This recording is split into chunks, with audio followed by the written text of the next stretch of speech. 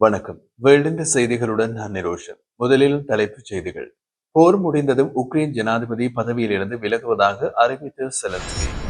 டிரம்பின் புதிய அறிவிப்பு, அனைத்து பிராண்ட் மற்றும் உரிமம் பெற்ற மருந்துகளுக்கு 100% வரி. 48 அணுகுண்டுகள் தயாரிக்க யுரேனியம் வைத்திருக்கிறது வடகொரியா. தென்கொரியா எச்சரிக்கை.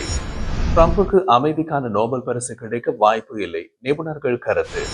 பிரிக்ஸ் கூட்டமைப்பில் இடம்பெற்ற பாலஸ்தீனம் விண்ணப்பம், சீனா வரவேற்பு. மின்காந்த முறையில் விமானங்களை மேலிட வைத்த சீன கப்பல். அணுமின் நிலையங்கள் அமைக்க ரஷ்யா ஈரான் இடையே ஒப்பந்தம். இஸ்ரேலிய ஹெலி தாக்குதலில் வீதியில் தப்பியோடிய தளபதி பலி. இனி விரிவான செய்திகள். உக்ரைன் ஜனாதிபதியாக இருக்கும் செலன்ஸ்கி ரஷ்யாவுடனான போர் முடிவுக்கு வந்ததும் ஜனாதிபதி பதவியிலிருந்து விலகுவேன், மீண்டும் ஜனாதிபதி பதவிக்கு போட்டியிட மாட்டேன் என்று தெரிவித்துள்ளார். உக்ரைன் ஜனாதிபதி தேர்தல் கடந்த ஆண்டு நடைபெற்றிருக்க வேண்டும்.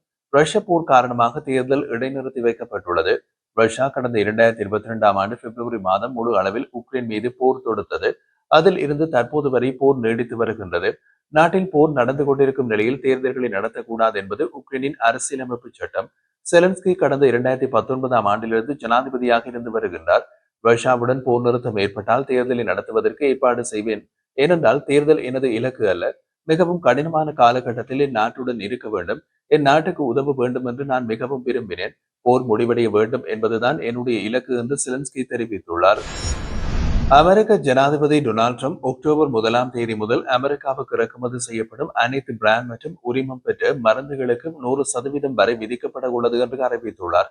அது குறித்து அவர் கூறிய போது, மருந்து நிறுவனங்கள் தங்களது மருந்து உற்பத்தி தொழிற்சாலைகளை அமெரிக்காவில் நிறுவ வேண்டும். தொழிற்சாலைகள் தற்போது அமெரிக்காவில் கட்டுமானத்தில் இருந்தால் எவ்வித வரியிலும் விலக்கு வழங்கப்படும் என்று தெரிவித்தார். மேலும் அமெரிக்காவில் இறக்குமதி செய்யப்படும் சமையலறை கேபினட்கள், குளியலறை பொருட்களுக்கு 50% மற்றும் தளபாடங்களுக்கு 30% வரி விதிக்கப்படும். ட்ரம்ப் இந்த புதிய வரி விதிப்புக்கு காரணம், வெளிநாடுகளிலிருந்து அதிக அளவில் இந்த பொருட்கள் இறக்குமதி செய்யப்படுவதால் அமெரிக்க உள்நாட்டு உற்பத்தி பாதிக்கப்படுகிறது என்று தெரிவித்தார். வர்த்தகத்துறை வல்லுநர்கள் இந்த புதிய வரி நடவடிக்கை அமெரிக்காவில் பணவீக்கம் மற்றும் பொருளாதார ரீதியான பாதிப்பை ஏற்படுத்தும் என்று எச்சரித்துள்ளனர். ஆனால் ட்ரம்ப் அமெரிக்காவில் உற்பத்தி செய்து அமெரிக்காவில் விற்பனை செய்ய வேண்டியதுதான் தமது குறிக்கோள் என்று கூறி எச்சரிக்கையை நிராகரித்துள்ளார். ட்ரம்ப் அமெரிக்க ஜனாதிபதியாக 2வது முறையாக பொறுப்பேற்ற பின்னர் உலக நாடுகள் அமெரிக்க தயாரிப்பின் பொருட்களுக்கு அதிக வரி விதிப்பாக குற்றம் சாட்டியுள்ளார். இதற்கு பதிலடியாக அமெரிக்கா வெளிநாடுகளின் பொருட்களுக்கு பரஸ்பர வரி விதிப்பு செய்வதாக அறிவித்த ட்ரம்ப் மருந்து பொருட்களின் இறக்குமதிக்கு வரி விலக்கு அறிவித்தார். ட்ரம்பின் அறிவிப்புகள் அடிக்கடி மாறும் என்ற ரீதியில் இப்போது அமெரிக்காவுக்கு இறக்குமதி செய்யப்படும் அனைத்து பிராண்ட் மற்றும் உரிமம் பெற்ற மருந்துகளுக்கும் 100% வரி விதிக்கப்பட உள்ளது என்று அறிவித்துள்ளார். வடகொரியாவிடம் 47 அணுகுண்டுகளை தயாரிக்க தேவையான 2 டன் அல்லது 2000 கிலோகிராம் அளவுக்கு செறிவூட்டப்பட்ட யுரேனியம் இருக்கலாம் என்று தென்கொரியா எச்சரித்துள்ளது. விஞ்ஞானிகள் கூட்டமைப்பு FAS உட்பட நிபுணர்களின் மதிப்பீடுகளின்படி வடகொரியா 90% அல்லது அதற்கு மேற்பட்ட சுத்தமான 2000 கிலோகிராம் செறிவூட்டப்பட்ட யுரேனியத்தை வைத்திருப்பதாக தென்கொரியாவின் ஒருங்கிணைந்த விவகார அமைச்சர் சுங் டாங் யாங் தெரிவித்தார். அணுசக்தி சர்வதேச முகமையின் கூற்றுப்படி ஒரு அணு ஆயுதத்தை தயாரிக்க 42 கிலோகிராம் யுரேனியம் தேவைப்படும். அந்த விதத்தில் வடகொரியாவிடம் உள்ள 2000 கிலோகிராம் யுரேனியம் சுமார் 47 அணுகுண்டுகளை தயாரிக்க முடியும். தற்போது கூட வடகொரியாவின் யுரேனியம் செறிவூட்டும் ஆலைகள் 4 இடங்களில் இயங்கி வருகின்றன. ஏற்கனவே 50 அணுகுண்டுகளை வடகொரியா வைத்துள்ளதாக கூறப்படுகின்றது. வடகொரியாவை தடுத்து நிறுத்த பொருளாதார தடைகள் பயனுள்ளதாக இருக்காது என்றும், கொரியா அமெரிக்கா இடையே பேச்சுவார்த்தை மட்டுமே ஒரே தீர்வு என்றும் அமைச்சர் குறிப்பிட்டார். அமெரிக்காவின் மிரட்டலுக்காக அணு ஆயுதத்தை கைவிட முடியாது என்றும், தங்கள் இருப்பை நிலைநாட்ட அது மிகவும் முக்கியம் என்றும் வடகொரியா அண்மையில் தெரிவித்திருந்தது. உலக அளவில் பல்வேறு நாட்டு தலைவர்கள் தங்களுக்கு அமைதிக்கான நோபல் பரிசு கிடைப்பதை ஒரு கௌரவமாக கருதுகின்றனர். இந்த ஆண்டு அமெரிக்க ஜனாதிபதி டொனால்ட் ட்ரம்ப் இந்த விருதை பெற வேண்டும் என்பதில் மிக ஆர்வமாக இருக்கின்றார். தான் 2வது முறையாக பதவி ஏற்ற பின்னர் இந்தியா பாகிஸ்தான் போர் உட்பட 7 போர்களை நிறுத்தியுள்ளேன். அதனால் எனக்கு தான் நோபல் பரிசு வழங்க வேண்டும் என்று வெளிப்படையாக கூறி வருகின்றார். எப்படியும் நோபல் பரிசு கிடைக்கும் என்று அதீத நம்பிக்கையிலும் இருக்கின்றார்.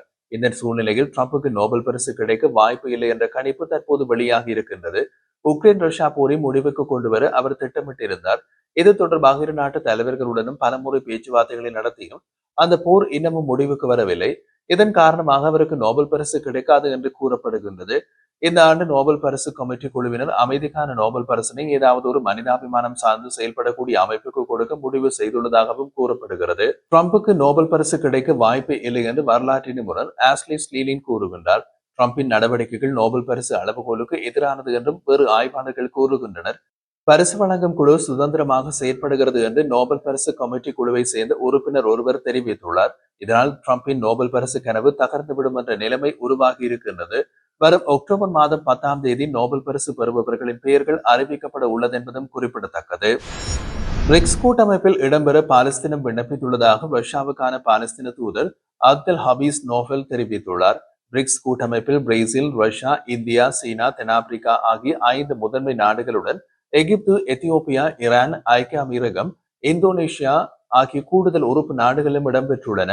முக்கியமான வளரும் நாடுகளை கொண்ட இந்த கூட்டமைப்பில் இணைய பாலஸ்தீனம் விண்ணப்பித்துள்ளது. கனடா, ஆஸ்திரேலியா, போர்ச்சுகல், பிரிட்டன் ஆகிய நாடுகள் பாலஸ்தீனத்தை தனி நாடாக அண்மையில் அங்கீகரித்த நிலையில் இந்த முயற்சி நடத்தப்பட்டுள்ளது. இது குறித்து ரஷ்யாவுக்கான பாலஸ்தீன தூதர் அப்துல் ஹாபிஸ் நோபல் கூறிய போது, பிரிக்ஸ் கூட்டமைப்பிலே முழுநேர உறுப்பினராக இடம்பெற விண்ணப்பித்துள்ளோம். அதற்கான நிபந்தனைகள் பூர்த்தி செய்யப்படும் வரை சிறப்பு அழைப்பாளராக இடம்பெற்ற பாலஸ்தீனத்திற்கு வாய்ப்பு அளிக்கப்படும் என்றும் நம்புகின்றோம். ஆனால் இதுவரை எங்களுக்கு எந்த பதிலும் கிடைக்கவில்லை என்றார். பாலஸ்தீனத்தின் இந்த முயற்சி குறித்து சீன வெளியுறவு அமைச்சின் செய்தி தொடர்பாளர் குவோ ஜியாங்குன் கூறிய போது, பெரும்பான்மையான தெற்குலக நாடுகளால் அங்கீகரிக்கப்பட்டுள்ள இந்த கூட்டமைப்பில் ஒருமித்த கருத்துடைய நாடுகள் இணைவதை சீனா எப்போதும் வரவேற்கின்றது. நியாயமான சமநிலையான சர்வதேச ஒழுங்குமுறையை உறுதி செய்ய பிரிக்ஸ் நாடுகள் ஒன்றிணைந்து பணியாற்றும் என்றார். சீனாவின் புதிய விமானம் தாங்கி கப்பல் ஃபுஜியான் மின்காந்த ஏவுதல் முறையில் விமானத்தை வெற்றிகரமாக மேலிட வைத்தது. இதன் மூலம் இந்த தொழில்நுட்பம் உள்ள உலகின் 2வது போர் கப்பல் என்ற பெயரை ஃபுஜியான் பெற்றுள்ளது. மிகவும் மேம்பட்ட விமானம் தாங்கிய கப்பல் என்று சீனாவால் குறிப்பிடப்படும் ஃபுஜியான் இது அக்டோபர் 1ஆம் தேதி நாட்டுக்கு அர்ப்பணிக்கப்பட உள்ளது. அதன் இறுதி சோதனை ஓட்டம் நடந்து கொண்டிருக்கின்றது. ஃபுஜியான் கப்பலின் மின்காந்த விமான ஏவுதல் முறை என்ற நவீன அமைப்பு உள்ளது. இது மின்காந்த விசையை பயன்படுத்தி விமானங்களை மிக வேகமாக புறப்பட செய்யும். சீன கடற்படையின் 5ஆம் தலைமுறை J-35, 4ஆம் தலைமுறை J-15, KJ-600 ஆகிய விமானங்கள் இந்த நவீன மின்காந்த ஏவுதல் முறையில் வெற்றிகரமாக சிறிய ரன்வேயை கடந்து வானில் பறந்தன. மின்காந்த ஏவுதல் அமைப்பு கொண்ட முதல் போர்க்கப்பல் அமெரிக்காவின் ஜெரால்ட் ஃபோல்ட்.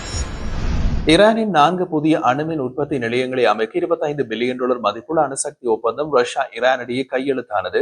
ஈரான் அணுசக்தி தொடர்பாக அமெரிக்கா உட்பட நாடுகளுடன் செய்த ஒப்பந்தத்திலிருந்து வெளியேறியது. இதை புதுப்பித்தது தொடர்பாக தற்போது பேச்சு நடக்கின்றது. ஈரானில் அணுசக்திக்கு தேவையான யுரேனியம் அதிகமாக உள்ளதாகவும் கூறப்படுகிறது. ஆனால் ஈரானில் புஷேரில் ஒரே ஒரு அணுமின் நிலையம் மட்டுமே உள்ளது. அதுவும் ரஷ்யாவால் கட்டமைக்கப்பட்டது. அணுசக்தி தொடர்பாக சர்ச்சை உள்ள நிலையில் ஈரானில் 4 சிறிய அணுமின் உற்பத்தி நிலையங்களை அமைக்க ரஷ்யா நேற்று ஒப்பந்தம் செய்துள்ளது. காசா நகரத்தை கைப்பற்றும் முயற்சியில் இஸ்ரேலிய ராணுவத்தின் 3 படைப்பிரிவுகள் காசா நகரத்தின் ஒவ்வொரு பகுதிகளில் தாக்குதல் நடத்துகின்றன. அது தவிர இஸ்ரேலிய விமானப்படை விமானங்கள் விமானம் மற்றும் ஹெலிகாப்டர் தாக்குதல்களை நடத்துகின்றன. 2 தினங்களுக்கு முன் இஸ்ரேலிய விமானப்படையின் ஹெலிகாப்டர் ஒன்றை தரையிலிருந்து ராக்கெட் மூலம் வீழ்த்த முயன்றது ஹமாஸ். ஆனால் அந்த தாக்குதல் முயற்சி வெற்றி பெறவில்லை. போர் விமானங்களை சுட்டு வீழ்த்துவதை விட ஹெலிகாப்டர்களை தரையிலிருந்து சுட்டு வீழ்த்துவது சுலபம். காரணம் அவற்றின் வேகம் போர் விமானங்களுடன் ஒப்பிடும் போது குறைவு. காசா பகுதியில் நேற்றிரவு அல் மஹூசி மற்றும் அல் ஹரமா பகுதிகளில் இஸ்ரேலிய விமானப்படையின் ஹெலிகாப்டர்கள் தரை இலக்குகளின் மீது தாக்குதல் நடத்தின. உளவு தகவல்களின் அடிப்படையில் நடத்தப்பட்ட அந்த தாக்குதலில் ஹமாஸின் அல் மஹூசி படையணியின் தளபதி ஒருவரும் ஹமாஸ் இயக்கத்தவர்கள் 8 பேரும் கொல்லப்பட்டதாக இஸ்ரேலிய பாதுகாப்பு படை தெரிவித்துள்ளது. கொல்லப்பட்ட தளபதியின் பேர் மஜீத் அபு சால்மியா என்று அறிவிக்கப்பட்டுள்ளது. உளவு தகவல்களின்படி இந்த நபர் ஒரு கட்டடத்தில் இருப்பதை உறுதி செய்து ஆளற்ற விமானம் ஒன்று அனுப்பப்பட்டது. அதை பார்த்துவிட்ட மஜீத் அபு சால்மியாவும் அவருடன் இருந்த 8 பேரும் கட்டடம் தாக்கப்பட போகிறது என்று தெரிந்து கொண்டு கட்டடத்தில் இருந்து தப்பி வீதியில் ஓடத் தொடங்கிய போது இஸ்ரேலிய விமானப்படையின் ஹெலிகாப்டர்கள் 2 அவர்களின் மீது தாழ பறந்து தாக்குதல் நடத்தின. தாக்குதலில் அனைவரும் கொல்லப்பட்டனர் என்று இஸ்ரேலிய பாதுகாப்பு படை தெரிவித்துள்ளது. அதன்பின் ஹெலிகாப்டர்கள் அல் நஸ் மற்றும் அல் ஷாதி சுற்றுப்புறங்கள் மற்றும் அல் ஷிஃபா தெருவரை ஒவ்வொரு ஹமாஸ் இலக்குகளின் மீதும் தாக்குதல்களை நடத்தியதாக அறிவிக்கப்பட்டுள்ளது.